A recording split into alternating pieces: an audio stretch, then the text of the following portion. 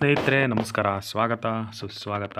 ಸ್ನೇಹಿತರೆ, ಇವತ್ತು ನಾವು ಬಳಸುವಂತಹ ಅಡುಗೆ ಎಣ್ಣೆಯಲ್ಲಿ ಪ್ರತಿ ವರ್ಷ 20 ಲಕ್ಷ ಮಂದಿ ಪ್ರಾಣ ಕಳ್ಕೊತಾ ಇದ್ದಾರೆ ಅಂತ ಒಂದು ವಿಷಯದ ಬಗ್ಗೆ ಮಾತಾಡೋಣ.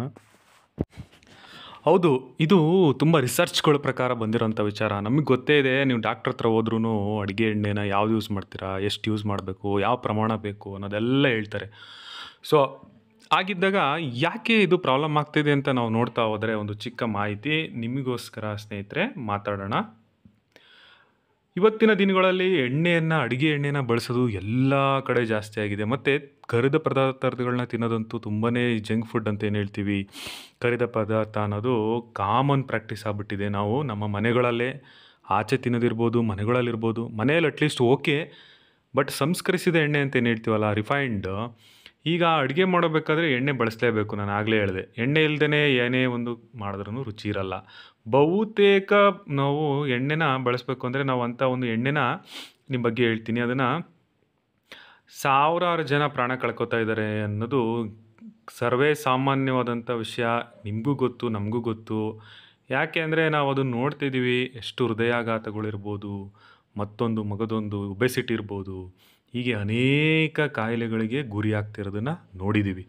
ಹಾಗಿದ್ದಾಗ ಎಲ್ಲಪ್ಪ ಇದು ಈಗ ಏನು ಸುಮ್ಮನೆ ಅಲ್ಲ. ಇದು ಕೇರಳ ಆಯುರ್ವೇದ ವಿಶ್ವವಿದ್ಯಾನಿಲಯ ಸಂಶೋಧನೆ ಮಾಡಿರೋ ಪ್ರಕಾರ ಪ್ರತಿ ವರ್ಷ 2 ಮಿಲಿಯನ್ ಸಾವುಗಳು ಸಂಸ್ಕರಿಸಿದಂಥ ಅಂದರೆ ರಿಫೈನ್ಡ್ ಆಯಿಲ್ ಅಂತ ಏನು ಹೇಳ್ತೀವಿ ಅದರಿಂದನೇ ಆಗ್ತಾ ಇದೆ ಅಂತ ಹೇಳ್ತಾ ಇದ್ದಾರೆ. DNA ಹಾನಿ ಇರ್ಬೋದು, RNA ಹಾನಿ ಇರ್ಬೋದು, ಹೃದಯಾಘಾತ ಇರ್ಬೋದು, ಪಾರ್ಶ್ವವಾಯು ಇರ್ಬೋದು, ಮತ್ತು ಬ್ರೈನ್ ಹಾನಿ ಇರ್ಬೋದು, ಮತ್ತು ಮಧುಮೇಹ ಇರ್ಬೋದು.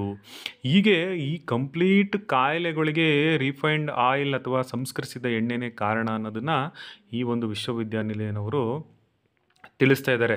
ಹೌದಪ್ಪ, ಇದೇನು ಹಿಂಗೆ ಹಾಗೆ ಹೀಗೆ ಅಂತ ಅನ್ಬೋದು ನೀವು. ನಾವು ಎಷ್ಟೋ ಅಂತ ತಿಂತೀವಿ ಹಂಗೆ ಹಿಂಗೆ ಅಂತ. ಅದೇ ಹೇಳ್ತಿರೋದು, ರಕ್ತದೊತ್ತಡ BP ಮೊದಲನೇದು, ನೆಕ್ಸ್ಟು ದುರ್ಬಲತೆ, ಕ್ಯಾನ್ಸರು, ಮೂಳೆ ಮತ್ತು ವೀಕ್ ಆಗೋದು, ಕೀಲು ನೋವು ಇರ್ಬೋದು, ಬೆನ್ನು ನೋವು ಇರ್ಬೋದು, ಕಿಡ್ನಿ ಪ್ರಾಬ್ಲಮ್ ಇರ್ಬೋದು, ಯಕೃತ್, ಎಲ್ಲ ಕಾರಣಗಳಿಗೂ ಬಂಜೆತನ ಅನ್ನೋದು ಮತ್ತೊಂದು ಮುಖ್ಯವಾದಂತಹ ವಿಚಾರ ಅಂತ ತಿಳಿಸ್ತಾ ಇದ್ದಾರೆ.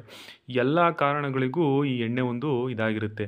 ಮುಖ್ಯವಾಗಿ ಈ ಎಣ್ಣೆ ಹೆಂಗಪ್ಪ ಮಾಡ್ತಾರೆ ಅಂತ ಅಂದರೆ ಬೀಜಗಳ ಸಮೇತನೇ ಅದನ್ನು ಸಿಪ್ಪೆಗಳ ಜೊತೆನೇ ಹೊರ ತೆಗಲೇ ಆಗುತ್ತೆ. ಪ್ರತಿ ಒಂದು ಕ್ರಿಯೆಯಲ್ಲೂ ಎಣ್ಣೆನ ಕಲ್ಮಶಗಳನ್ನ ಸ್ವಚ್ಛಗೊಳಿಸಿ ಸಂಸ್ಕರಿಸಿ ಇದರಿಂದ ಎಣ್ಣೆನ ರುಚಿ, ವಾಸನೆ ಮತ್ತು ಬಣ್ಣರಹಿತವಾಗಿಸಿರುತ್ತೆ. ಅಂದರೆ ಈಗ ಬೀಜನ ಸಿಪ್ಪೆಗಳ ಜೊತೆನೇ ಇದು ಮಾಡ್ತಾರೆ. ನೀವು ಸಿಪ್ಪೆ ತೆಗೆದು ಬೀಜ ಸಪ್ರೇಟು ಆ ಥರ ಏನಿಲ್ಲ, ಬೀಜಗಳನ್ನ ಜೊತೆನೇ ಎಣ್ಣೆನ ಮಾಡಿಸ್ತಾರೆ. ನೀವು ನೋಡ್ಬೋದು, ಅಂದರೆ ನೀವು ಒಂದು ಪ್ಲ್ಯಾಂಟ್ ಒಳಗಡೆ ವಿಸಿಟ್ ಮಾಡಿದ್ರೆ.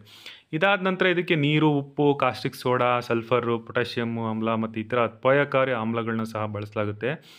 ಇದರಿಂದ ಆ ಕಲ್ಮಶಗಳನ್ನ ಹೊರತೆಗೆದು ಈ ಒಂದು ಪ್ರಕೃತಿಯಲ್ಲಿ ಬರೋ ಈ ಒಂದು ಪ್ರೋಸೆಸ್ ಆದಮೇಲೆ ಬರೋದನ್ನೇ ಡಾಂಬರೀಕರಣ ಅಥವಾ ಟಾರ್ ಅಂತ ಏನು ಹೇಳ್ತೀವಿ ಅದಾಗಿರುತ್ತೆ. ಅದನ್ನು ಉತ್ಪಾದನೆ ಮಾಡೋಕ್ಕೆ ಮತ್ತು ಟೈರ್ ಮಾಡೋಕ್ಕೆ ಯೂಸ್ ಮಾಡ್ತಾರೆ. ಈ ಕಾಸ್ಟಿಕ್ ಸೋಡಾ ಇರ್ಬೋದು, ಈ ರೀತಿಯಾದಂಥ ಅನೇಕ ರಾಸಾಯನಿಕ ವಸ್ತುಗಳನ್ನ ಸಹ ಯೂಸ್ ಮಾಡಿ ಉತ್ಪಾದನೆ ಮಾಡೋದ್ರಿಂದ ಅದು ನೆಕ್ಸ್ಟ್ ಬರೋವಂತಹ ಒಂದು ತ್ಯಾಜ್ಯ ಅಂತೇನು ಹೇಳ್ತೀವಲ್ಲ ಅದನ್ನು ಟೈರ್ ಮಾಡೋಕ್ಕೆ ಅಥವಾ ಇನ್ನೊಂದೇನಪ್ಪ ಅಂದರೆ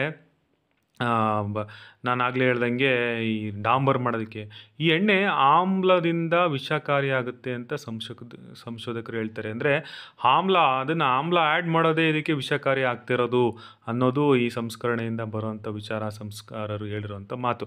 ಸ್ನೇಹಿತರೆ, ಇದು ಜನರಲ್ ವಿಷಯ ಆಗಿದೆ. ನಾವು ಇದನ್ನು ಎಜುಕೇಷನಲ್ ಪರ್ಪಸ್ಸಿಗೆ ಪೋಸ್ಟ್ ಮಾಡ್ತೀವಿ.